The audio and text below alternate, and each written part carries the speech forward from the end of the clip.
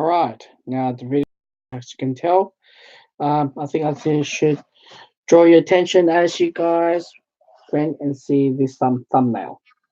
Yes, this caught many of millennials my age to look at this. Marxism, bash the bourgeoisie, bash the inequality, and get equal pay. Stop getting ripped off and things like that. Okay, so it's a dream for us work employees. Now, I'm just going to address on this video. I'm not trying to make any big scene or cautious. I'm just trying to make my view and how I view this whole thing. All right, and my take on. That's it. All right. I'm currently on the single touch payroll. I've used the app. I have to log in every single submit their hours as well. Forgery or money has been missing because the government wants to maximize the taxes. Now, it's very important. As Australia, this country right now, we're heading to a direction where it's a cashless society. Now, having this on the side is a stepping stones towards it. Okay, so first things first. As the employee, you'll be like saying, yes, we are getting award industry pay.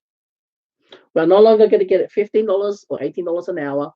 We are going to get an industry pay that is being recognized by the Australia Fair Work Fair of the Ombudsman, and as well recognized by the ATO. It's very interesting to know about it. I know the video is very laggy. I pretty much will have to do this then because it's so laggy. You guys may not concentrate on what I'm saying. Okay, cool. It is important to understand that instead of making us a fair wages or fair life, it actually creates more instability. Now, this will be targeted for big, small, theory talks here. Okay, system theory, and it's a way of. It sounds great. Everyone's getting equal, fair share award industry rate, and as well, every single year you get a pay rise. Now, this sort of wages, yes, is something that we'll like to live on. But also, it creates more strain on the business owners. Business owners do not want to open or continue their business if they're not making profits or they're making loss. Proper loss. I'm not saying forgery loss, all right, what they claim onto ATO. And it is important to understand that I am not biased one way or the other. This video is about what you should look for when you're an employee. Rule number one, if you know this system and the high pay, you're not getting $20 an hour. Getting employed for a job match is going to be even harder than ever than before. Now, what I mean by that is the fact that I'm pretty sure many of you guys go to find for employment and you have to go for assessment. First things first, you have to nail your reference. Second of all, you have to build 2 years of reference, not just a normal. Second of all, you have to build a resume, cover letter. Then you enter submitting your resumes online. Then you go for an email or a phone interview. Once you pass through that stage, then you have a face-to-face interview, regardless if it's a group interview, regardless if it's just one-on-one interview or a small group interview or waves of groups of interviews that is ongoing. Then what they're going to go through once you pass that stage, then they have to need more documents. They want to know your medical history. They want to know your physical assessment. They wanted to know a lot more about you. They wanted to know, do you have mental health? They wanted to know, have you claimed work compo, etc., etc., etc. So you have this checklist one by one, making sure you're not one of them. Do you have a criminal record?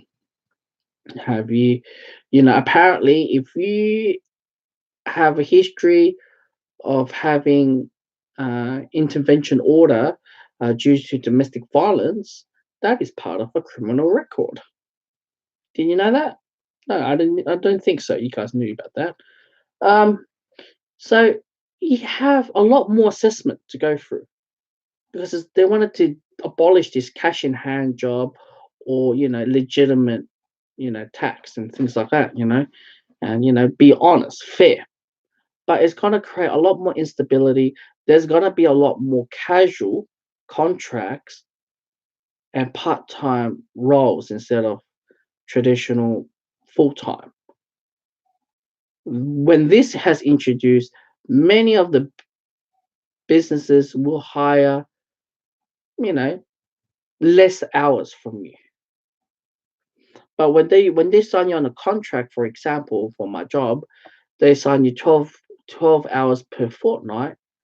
But when you do work in the workforce, you work more than that. But when times are getting tough, they'll just hire 6 hours a week because I'm not breaking the rules, right? It's phony. Don't get me wrong, but it's part time. It's contract. What can you do? I've seen jobs out there where in my industry that has 2.25 hours per fortnight. It's a bloody joke. I'm telling you now. Jobs will have telling you like, oh, on signing this contract, you have to be, even if you have 12 hours availability, contract for per fortnight or 15 hours per fortnight, you must have 3 full working days available. So you got to hear this sort of criteria. Working with children checks, you got a first aid or whatever qualification, and it's going to be a lot more in the future. God knows how much more they're going to go through. Honestly, maybe me making these YouTube videos talking about this, sharing the truth or sharing my opinion, I'll probably get copped. And also your social media account. You cannot post random stupid stuff that will haunt your career down. As I never posted anything anymore, but I regret, because I was born in the era that social media was born. Okay. So yeah, employees, yes, you'll be cheering you get $20, $7 an hour, or $30 or $45 an hour. But your job will be instability, there will be not enough work, and it will be unemployment, and inflation will go up. Business owners have to increase their goods, or they reduce your hours, where managers and their family will work even harder. Because if the family member works, the money, the wealth is within the family. So to to destroy this bourgeoisie is actually not that, many businesses will choose to either go bankruptcy or close down or work for someone else. It's a lot cheaper and earn more money than being their own boss. Or, you know, where the cost of living. So here's my guide. Now, here's my view. So we are heading, I'll definitely make another video about this. And which are the areas, your job industry, it's not secured anymore. Because you look at the corporate world, what they've been doing. Once they know you've been working for the company for many years and you turn out to be expensive worker, what they will do, and it's always been the corporate world, is fire and rehire, which means they fire you and they rehire you back to the rookie minimum wage. So being a rookie wage is cost more less than what you have before. You take or leave it, or you get fired, or you lose your job, or you get redundant. Now, there's going to be a lot more sacking going on. All right, sacking workers, it's going to be a lot more going on. Now, you'd be like, all right, you know what? I'll be on a unemployment benefit, which in Australia will call it New Start allowance. Trust me, you're not going to get that benefit. Under the Centrelink website, it has stated that if you voluntarily left your job or you got sacked, you can't get on the benefit immediately. So, or not at all. So this is a very tough thing because I know in Norway has done a lot better.